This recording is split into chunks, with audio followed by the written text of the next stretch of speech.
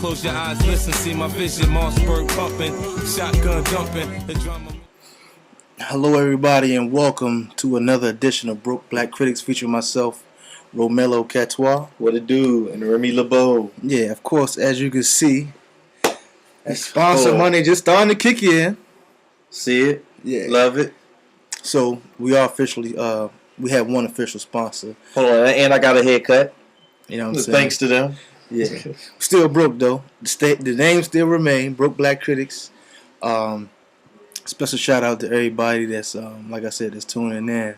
Hold on. We got to show them the shirt, too. Oh, yeah. I'm all effed up. We official. We official. You got the logo. Same deal, man. But very special show, man. A lot of hot topics, man. A lot going on. Oh yeah, a lot going on in the world. Yeah, a lot of funniness. And we just trying to keep you abreast, my people. Yeah, that's right. For all those that can't listen to the radio, or too busy looking at sad, don't want to look at sad news. And we here for it. And we understand you blind. Yeah, we understand. Not everybody. That's okay. That's what we here for. Yeah. First, I want to just shout out you for listening in. What it do? And thank you. Yeah, and to our somewhat official sponsor, One World Embroidery. You can check them out at oneworldembroidery.com for getting us laced with our Broke Black Critic apparel.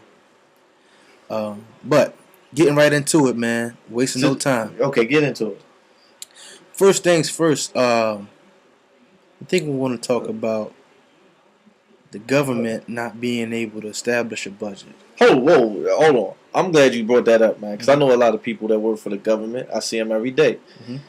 A lot of people are about to be sick if they close them jobs, man. People don't realize that. A lot of people are about to be out of work for a couple of weeks. Now, did they extend the deadline? I think it's Thursday or Friday. It's Thursday or Friday, mm-hmm. So they didn't extend it. Because I remember Obama said something about they can't keep running the government on these short-term plans. They're going to have to come up with a budget, or they're going to have to close the government down. I mean, that's going to fuck with a lot of money. A lot of money. And you know what, man? It's like, as soon as I heard about this whole budget thing, the first thing I thought about for some reason was George Bush. And it wasn't because, everybody down George Bush for what he was doing and the war and all that. But when George Bush gave everybody that stimulus, he said, spend. Spend. We're going to give you $300 to spend. Spend it. So, I don't know why, but that was like the first thing that came to my mind. I was like, wow, now they're talking about cutting government funding altogether. Like, man. And that's going to hurt contractors. Right? Well, yeah. That's going to hurt contractors. Yeah. And matter of fact, let's just talk about the people who are going to be affected by it. Okay, you said government contractors, right? Government contractors and government employees in general. Federal government employees in general will be affected by anybody. And then, see, you got to understand there are programs a lot of people got going on that's going to get cut. The funding just going to get cut just like that. You know what I'm saying? You don't know how quick the government funding is going to get cut? Turn off your lights. You know what I'm saying? Hold on. But here's the funny thing, man. I was talking to somebody about this earlier today and the other day. The average person makes what? 45. We want to say 45. The average person makes 45 grand a year. Mm-hmm. So the average person don't understand when people start talking in the 100,000s. So how can they don't understand when someone's talking in the millions? So how do you think you're going to understand the problem when it's in the billions? That goes over everybody's head. Right. You see what I'm saying? This thing could be solved. The crisis in America could be solved just like that. If the 10 richest families decided to say, you know what, we'll flip the bill. It's only a couple of bills. Right. If they said we'll flip the bill, don't worry about it, America, we'll flip the bill, it could be solved like that. Or if your senators and your congressmen said, you know what, we're not going to take our pay for a year. we gonna take care of this problem by ourselves. But what's happening is they put in the budget, they putting everything on the American people, on the middle class and the poor, and this is the effect. Yeah, I mean, and I was thinking too, man. Like if the government is going to do all of that, shut down the government, and just let the people not only suffer but figure it out themselves. Yeah. Rich people need poor people. They have to. That's my thing, and like I wonder what the next phase is. Like if everybody goes jobless, or like a vast majority of or a large portion of people go jobless or whatnot, how would they react? Because it's gonna be chaos. That means a dollar will mean nothing. Nothing. And if you got a whole lot of dollars, you know what I'm saying? Like, I told you. I can't explain it. I mean, the way it's looking, it's like I said, man. The difference between America and most other countries is America had a middle class. Most other countries don't have a middle class. It's either you rich or you poor. But what's happening is the people that are rich and wealthy, the gap is starting to get wide. So now they are literally phasing out the middle class and making them the working poor. So they putting the onus on you. Think about what your tax dollars go to. Think about this budget that they talking about. Where have you seen the money? If they fix one road, another road fucked up. If they say the money going to schools, well, look at the inner city public schools. They're shit. Right. Where does the money go to? Everyone says that the money goes here, but have you seen it? I've never seen it. But yet your the congressmen out there and your senators, they steadily getting more money. But where is your taxes going to? They building roads that you have to pay tolls on, right? Yep. So you paying taxes out of the ass. You claim you live in the land of the free, and nothing is free. You got to pay for everything. Everything is a tax. So where's your money going to? Who is it going to? How did you get in debt without seeing the money? It was a word somebody used to describe money, and the word that he used to describe money started with an F. But it slipped my mind. And I had it ready for the night, but I just went blank. But he was saying, like, people have been conning civilians for like the longest. Yeah. With money terms and stuff like that. I can't believe I forgot that word. And like I said, it go back to, do you understand when they talk in terms of billions? When they start throwing the billion out there, people, your mind frame going to shut down. Because you can look at $1 billion, you can look at the number 1 billion on a piece of paper and still not understand the significance of just 1 billion. Right. That's a whole lot of zeros that you never see. And that's all it is, zero. It's zero. That's all it is. That you'll never see. That number goes so, when they talk about this being in the billions and that, when they talk about billions, that goes over your head.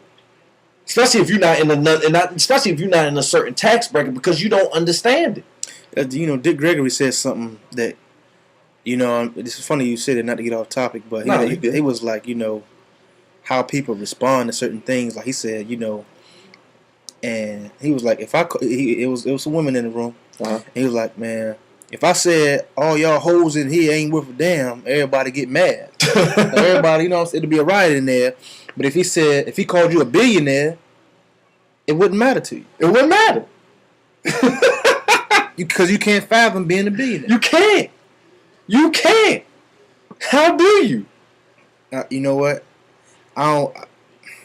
What? That's crazy, man. $1 billion. Can anybody out there think about having $1 billion? It is like a state of mind thing. Because when he said that, I thought that was very, very profound. Just like how people act stupid when you call them a certain name. Well, if you call them something productive, they'll dismiss it. Call somebody a nerd. You know? And you know what, man? I see young girls nowadays, man. They calling each other the B word, man. Oh yeah. Like it's nothing. Hold on. They using the B word like we use nigga. Oh yeah. And it's I don't know. But he was right. It's all a state of mind, though. Yeah, I will agree. It's all a state of mind, but you know. That's crazy, man. And it falls in line with the Willie Lynch, man. You don't see yourself for what you are based on the system that I laid out. You're right. Ain't that something? But we ain't going to dwell. We're definitely not going to dwell on that. But speaking on Willie Lynch principles and whatnot, so on to the next topic. There have been recent studies that have found that forensic evidence cannot be considered it's admissible, like 100% accurate.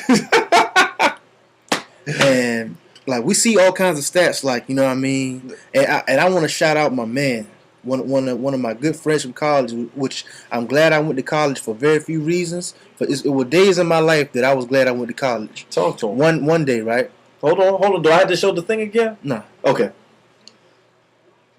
He said in class, he was in psychology class, and everybody was trying to speak on a specific topic, and he made the last statement before the teacher led our class. He said, let me just say this one thing. He said, there are more black men in prison than they are in school than there are white men in America. Whoa! And you know what I'm saying? Like, you know, whether that's true or not doesn't matter. It's the fact that he said it. It's the fact that he said it. And the fact that it's believable. Ooh, yeah, you're right. Guess what? Hold on, you don't even need no statistics of people who believe you don't even need a statistic. And you know, and then just like last week, they said, okay, they had a lawyer on a radio station saying that, and people asking all kind of questions. And this is not just DNA. This is DNA testing. This is breathalyzer testing. This is everything. This is the forensics that they said. When you see it on TV, you laugh at it. You entertained by it when they say, okay, this bullet came from the suspect's gun. Hold on, this is that CSI shit. Yeah, everything that you know and love, it can't be used. Can't be used in court. That means it can't possibly be considered 100% accurate. Why? Because we don't have that type of technology. Hold on, but here's the thing: innocent or not, how many people are in jail because of forensic evidence? Oh, boatloads. Yeah. By the boatload. Millions of people. But here's the question. Are their cases going to be overturned? Now, it will? No. That was a question that everybody was asking. One guy called in and said, you know, he was an engineer or something like that. And his company made him take a breathalyzer test. And because a rumor was floating around and they fired him. And he tried to contest that he wasn't drinking. He wasn't drunk. But they let him go. Mm-hmm. Now, here's the thing. Because a lot of people, if you've been looking at the news, a lot of people come and are set free from rape and murder for evidence. They prosecuted the man with nothing, and then the evidence showed that they didn't do it. There was no semen on the crime. Right. So, how many people are going to be set free because of this? Because it's like I said, I don't know how many people are familiar with the judicial system, but half the time people are getting sentenced by jurors who don't hear nothing but the forensic evidence. So how many people will be set free? Now, if you watch certain movies, like let's say A Time to Kill, right? Yeah. A Time to Kill was an emotional movie.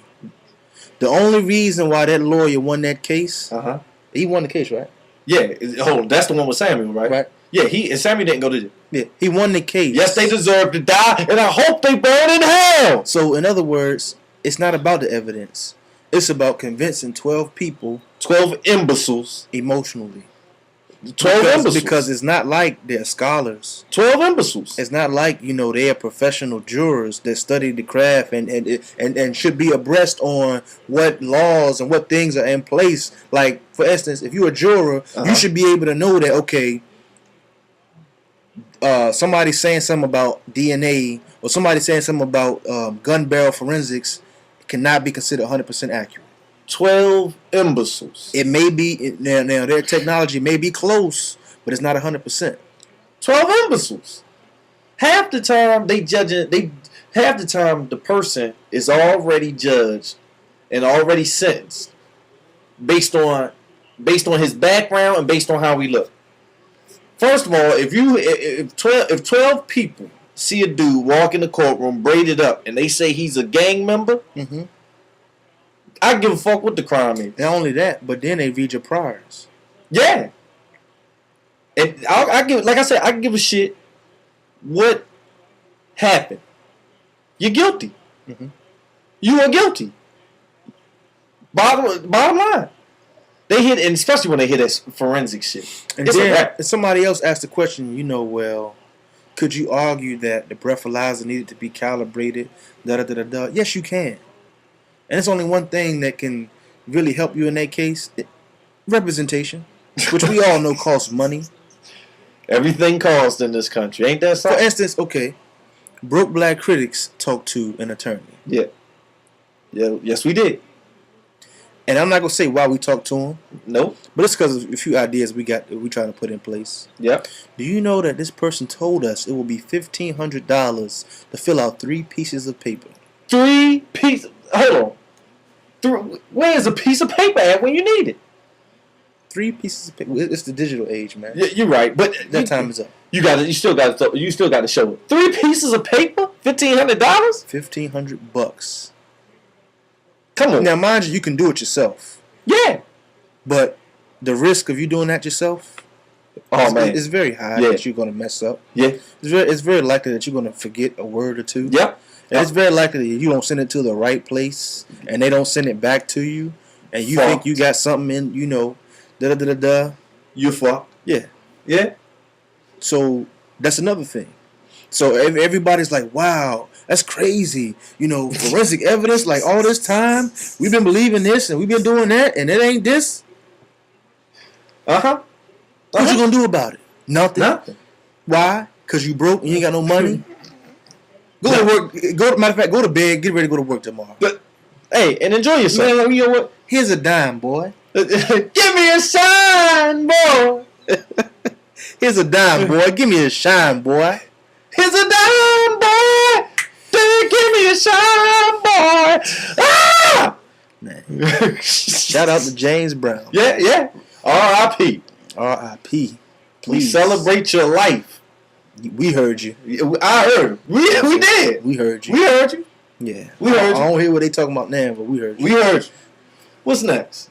What's next on the agenda? I guess we can talk about your boy D Wade, man. Yo.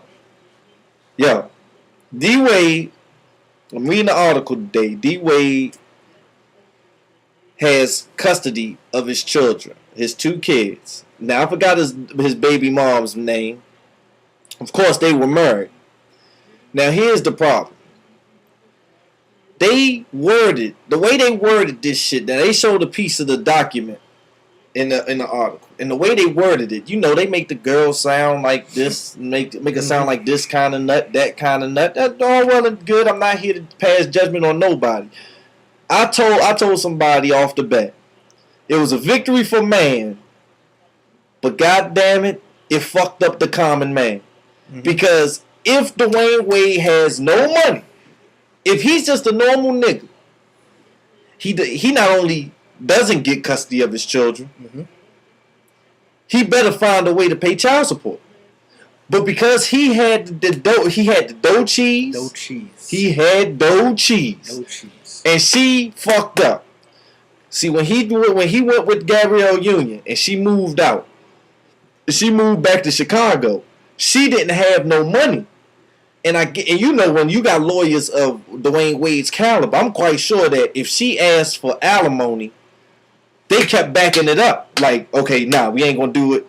Yeah. They kept jamming it up. So she had no money and no job.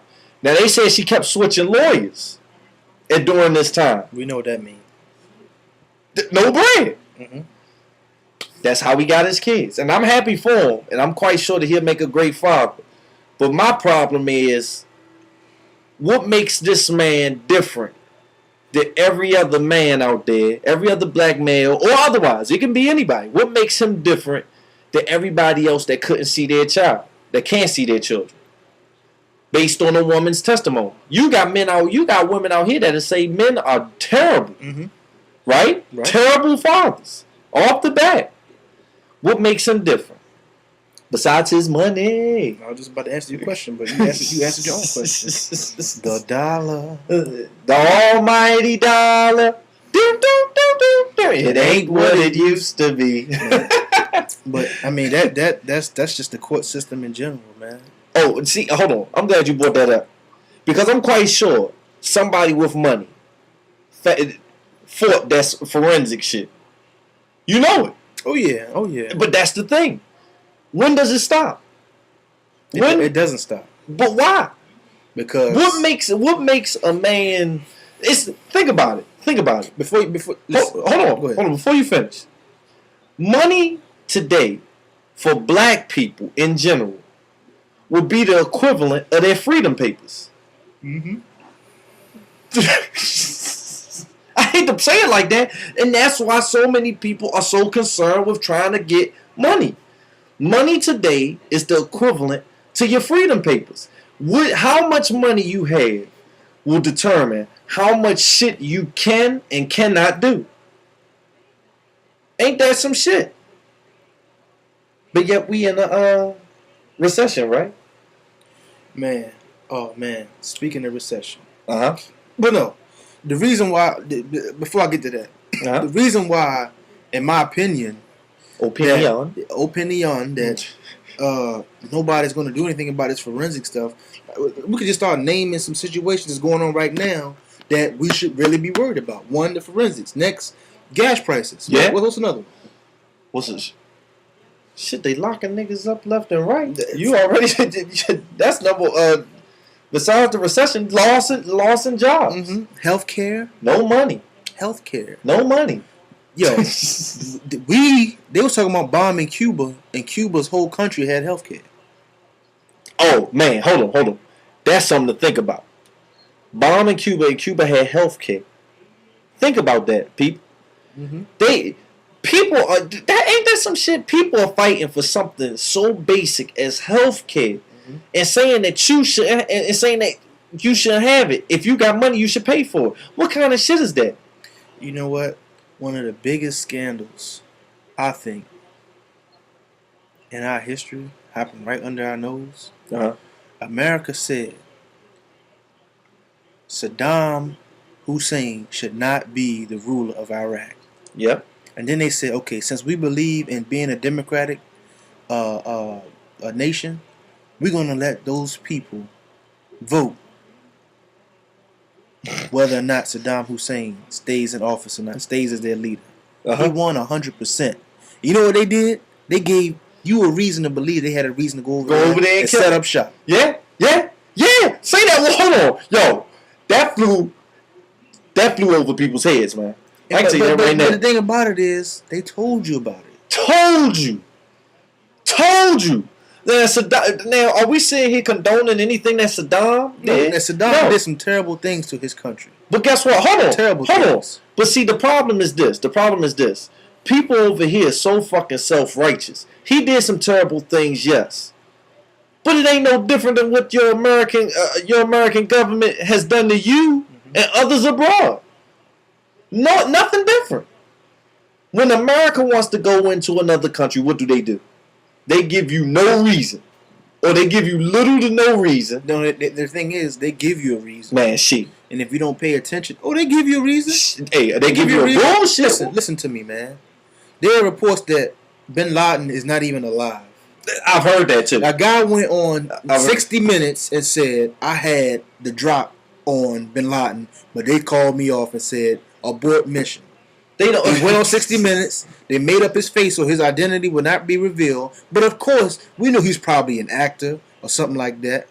Because even if you go on 60 Minutes and tell that camera crew or whatever what you told them, somebody saw your face. Yeah. Oh, yeah. Come on. Somebody will give you up for a dime or a dollar. A dime they will give you up for. They give you up for a dime. And you are done for. A goner. You done for. You telling my business like that, and you are under oath. You are a soldier for this country. Hold on, you traitor on us like that. And hold on, and they will call you a traitor real quick. Traitor. You are a traitor. But yet, all them tapes and threats that they showed you on national TV gave you a reason to go into wherever he was. The reason why Saddam Hussein was murdered wasn't because of what he did. Not to his people. It wasn't because of what he did to his people. Because no. America's doing worse than that to their people. I think you're better off killing people than taking away the education from their kids. I think you're better off killing people than to leave them in this fucked up system. You better off killing people than telling them we ain't gonna help you if you get sick. You remember they was one hospital somewhere was rolling people out in the alley? Yeah. They rolling people out in the alleyways because you ain't got no insurance and the hospital's crowded. Oh my God. Oh my goodness. You better off killing them. Yeah, you better off killing them. A homeless man had like fell. I guess he was asleep, rolled over, and fell off a building. You know what I'm saying? And he had internal bleeding, and they let him die.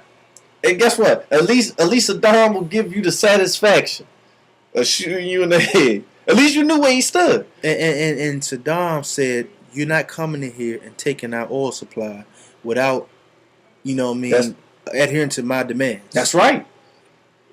And now look at what's happening. And that's why do people think that the gas prices keep bouncing so high? And for those of you who don't know, Bush's introduction to entrepreneurialism was with an oil company. An oil company. Come on. Hold on. And I'm going to tell you something else that made me mad the other night. Go ahead. You know what I'm saying? And we had this discussion about Lil Wayne. All right? Got to give Lil Wayne his respect. Okay. He said, they ain't give me nothing but a country song. When you listen to that song, when you're watching the video, it kind of makes you sentimental.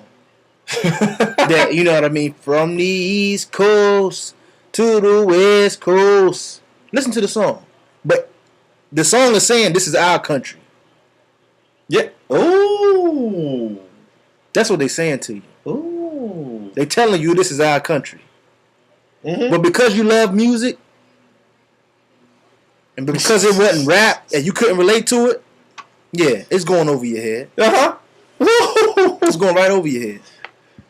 But see, some people, when you hear something over and over again, you kind of take it how they want you to take it. Hold on. You want to know something? Say that one more time. Say that one more time. Just what you just said. Some people, when you listen to something over and over again, you take it how they want you to take it. The Bible.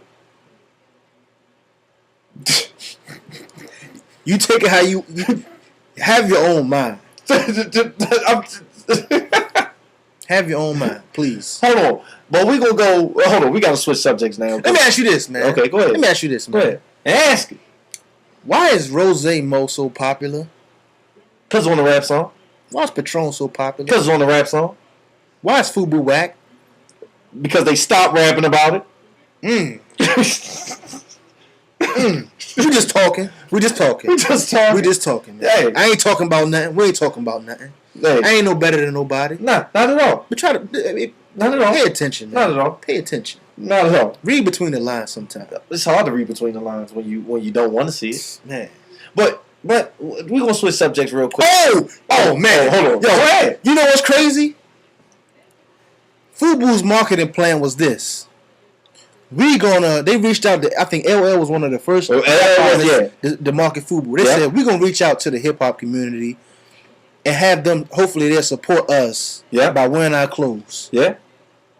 And LL, he said Fubu in the songs a couple times, right? Now for a quick second, Fubu had a hot buzz. Hold on, you forget. Fubu had a mixtape out one time. Mm-hmm. And then it all fizzled. And then everybody else did it. And then everybody else did it. But guess what, though? Fubu paid LL. Yeah. And then all these rappers started naming shit that. Guess what? I've never seen one rapper in a Gucci ad. And that's what I was about to say. You've never seen a coach. You've never seen no shit like that. They don't. When you talk that shit, that Louis Vuitton shit, guess what? They call your man Kanye West. Now, damn, we just switched. We just went off topic like a motherfucker. But they called your man Kanye West the Louis Vuitton Don. Mm-hmm. And do you know, in Paris, for the Louis Vuitton show, nigga, you can't get in. He couldn't get in. He's the Louis Vuitton Don. It ain't no different from Jay-Z hollering out Cristal. I'm sorry. Then Cristal. He made Cristal all kinds of money. Oh my God, yeah. Cristal. Yeah. And that man said he didn't cater to blacks. I heard it tastes like warm piss. Hey, and that man said he didn't cater to blacks. He didn't cater to blacks. Then I wonder who owns Ace of Spades. And that's why he switched to the Ace of Spades. Who owns Ace of Spades? I don't know. Does it matter? We need to do some research. Yeah, we do. And you know what? I hope Jay-Z owns Ace of Spades. He don't. Because if he not, he's stupid. He not. If he don't, he's stupid. Why? Because all Jay-Z had to do was start his own champagne company. Once that happened, and he took over the market. Hold on. And guess what? That's why I can't get mad in the aspect like that. You can't get mad at your man, P. Diddy, Sean, Puff Daddy Combs. Got his own vodka, and now he blasts his own shit. He doesn't own Ciroc. Oh, he don't? Nope. Oh, I stand corrected. I stand corrected. He doesn't own Ciroc. Damn. He may have profit shares, but he doesn't. He's not the sole owner. Oh man. I'm sorry, Mr. P. Diddy. You, sir, have been cooned. But we did say we had a newfound respect for Jay-Z this weekend. Oh yeah, yes we did.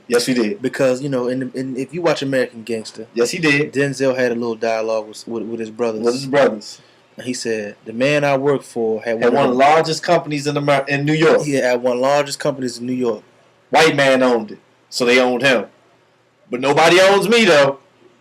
This is on the album. It's on the album. That is, So listen, like, you know what I'm saying? Like I said, we said we was going to say this publicly. Let me say it first. You say shout out to my right-hand man, Wells, man. Say it first. Jay-Z, I'm sorry. Jay-Z, I apologize. I apologize. You, sir, opened up my eyes. I'm sorry, man. I'm sorry. I understand what you was doing. I understand your agenda. I understand the move. Off of that one line right there. Now, hold on. I will say this publicly, too. Of the intro to American Gangster. I don't know if you meant to put that on there, or if that was planned, or it just happened to come. It just happened to come like that. But that did it right there. You are the man. I'm sorry. It was planned. I'm sorry. It was planned. I am sorry. Sorry. And like I said, sometimes you have to deal with people indirectly. Now, let me say this. You know what I'm saying? Shout out to Siegel. What he did to Siegel was fucked up. Shout out to State Property. Yeah. Shout out to everybody that was in that whole Rockefeller era, because that changed the game altogether. Yeah. You know what I'm saying? And I mean, it is what it is. You can't deny what happened. Can't deny it was greatness at its best. Hey, Jay, you know you're the man. I disagree with a lot of stuff you did, but like I said, if you listen to American Gangster, listen to that the intro, the first couple of lines, the first couple of lines. You know, it explains everything. It explains everything. You know, the whole beef with Siegel and Dame and Jazzo and everybody else. Listen to it. You know what I'm saying? Maybe his eyes was open earlier. Hey, I work for one of the. What he said? He said it again. No, we just said. Unbelievable. We just said that Jay-Z was endorsing something that really they didn't care about him. So. And guess what? He got the hell out of it. Yeah. Jay, I apologize. Yeah, but I apologize for.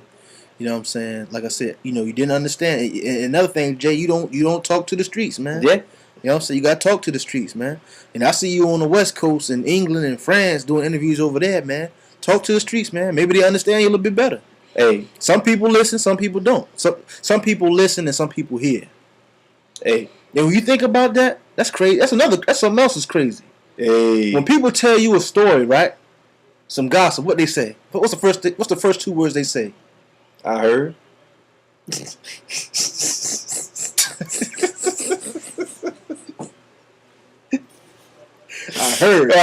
I heard.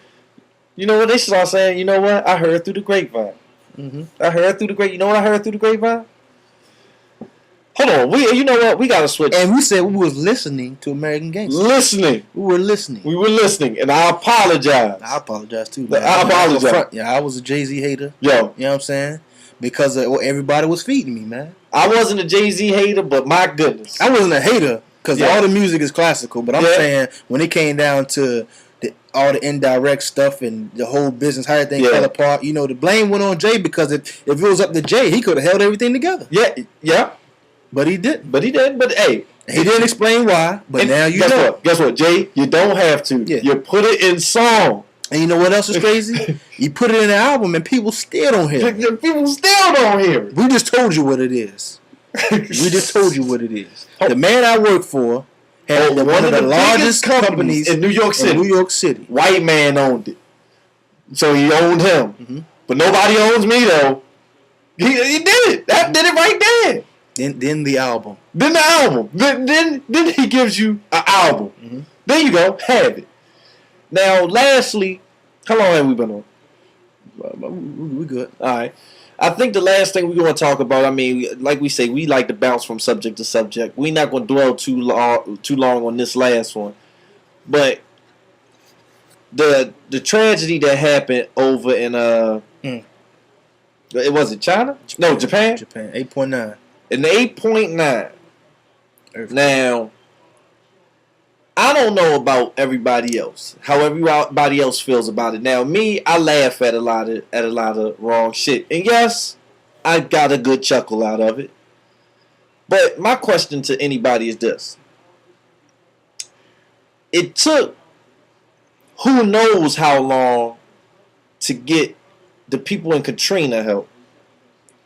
It took I don't know how long to get the people in Haiti help.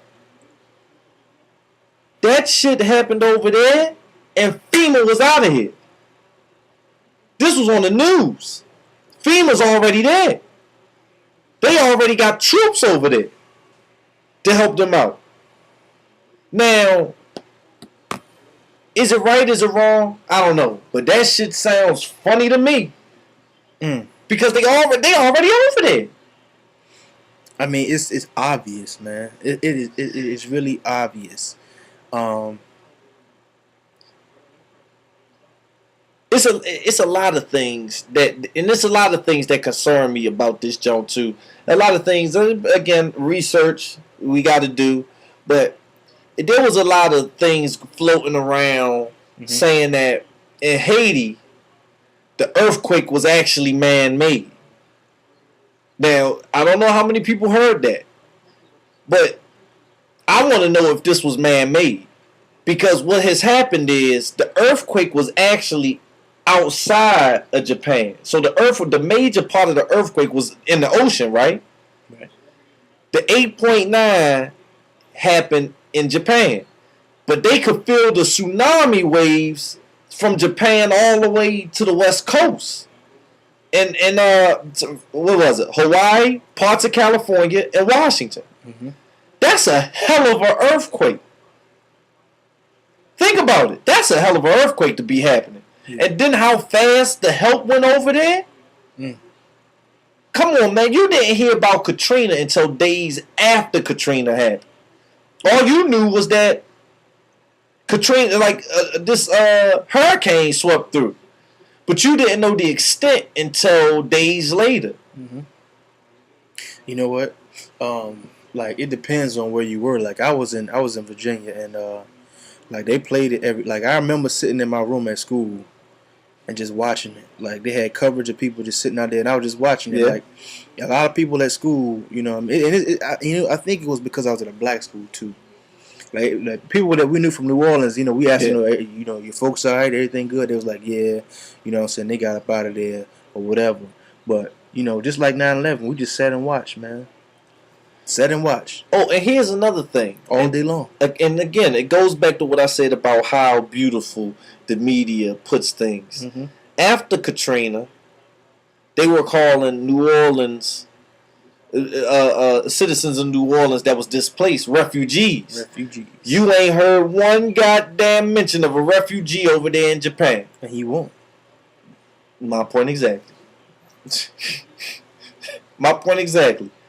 But like I said, we can dwell on that for a long time. Yeah. But we were talking about some different things in reference to Japan. And when Remy said he got a good chuckle out of it, in no form or fashion are we saying we laughed at the the deaths and the crisis over there, because it was very serious. Yeah. We are praying for those people. Yeah. But certain things was happening that we saw in the news that was it's funny. Yeah. Yeah. Like for instance, my funny instance number one. Earthquake happening.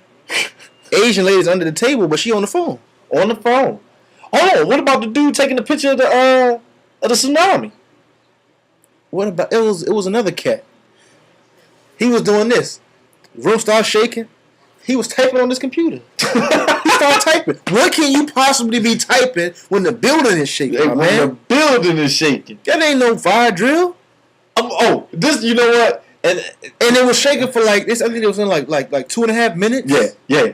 And it was rumbling. Oh man, what are you typing? Hold on. Hey, it was. What can you possibly type? Hold on. Here's my question to anybody that sees it. I talked to this, and somebody brought this up. It made me laugh. I'm sorry. You know, I'm trying not to be so insensitive. But my question is this: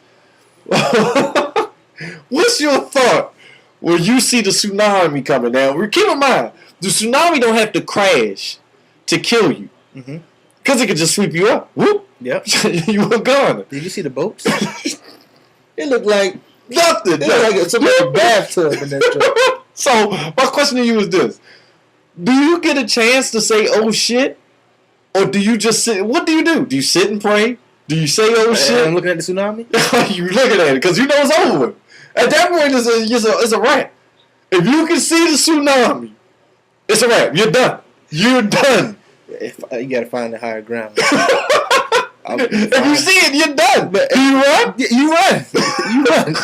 That's you know what? Psychologists say it's fight or flee, and I'm fleeing. I'm not fighting the tsunami. It's a flee. It's a flee. Hold on. Are you sure about that, though? I'm sure. I'm not gonna stand there. If you see it, it's a wrap. It don't matter. Listen, what you gonna do? Jump in the car? Listen. If I go to work in the morning, and I see a tsunami, the car, I will be in the car. And I'm going in the opposite direction. So you gonna punch it? I'm gonna punch it. I'm gonna punch it. Hey. You gonna punch it and they ain't gonna stop. And you can never say what you're gonna do until the situation happens. That is true. Let me put that disclaimer out there. Yeah, that's true. That is true. But I'm running. So you see this jump and you like, oh shit. They say my kind of fast. I'm running. That's what they tell me. Oh man. You know what I'm saying? But it was a whole lot. What else? But man, that was. I haven't even seen the wave for real. Oh shit! All I've seen is you don't want to. All I've seen is the water just continuing and continuing down throughout the coast. You don't want to see it. Oh, hold on. Is it? I heard something. There it is. I heard.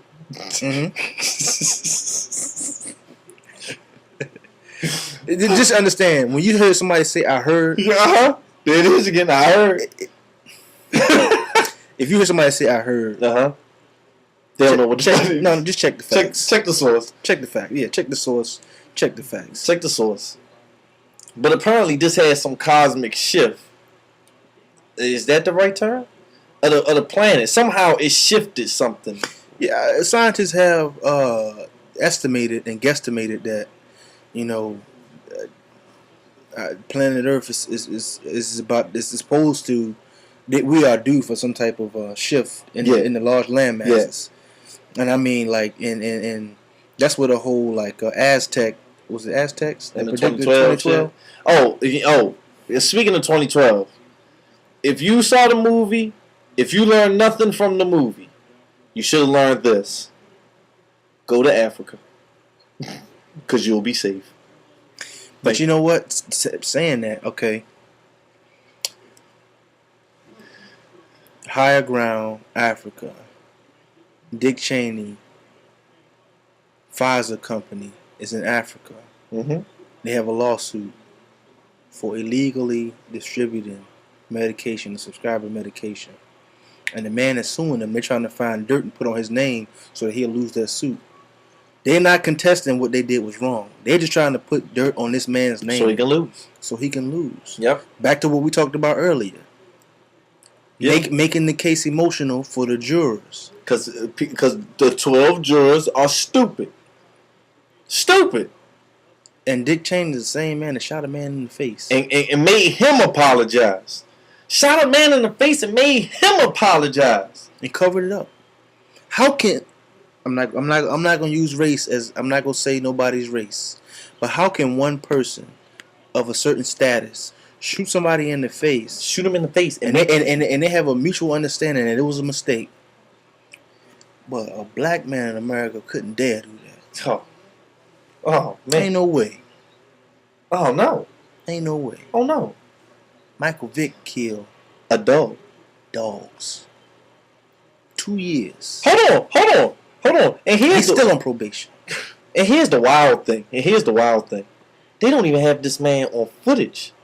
This was another felon saying that Vic was in charge. Man, that's something to ponder. What you gonna do though? It's not about what happened. It's about what you gonna do. What you gonna do? You know what I mean? Everybody talking this, yeah.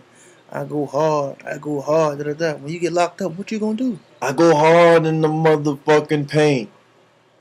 What you gonna do? What are people gonna do, man?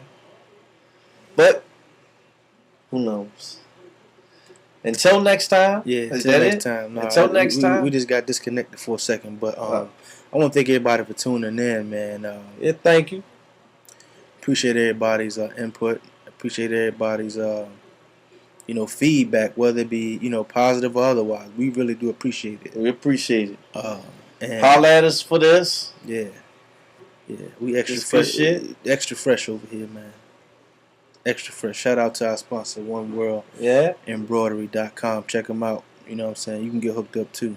Yes, you can. You might not get the same deal we got.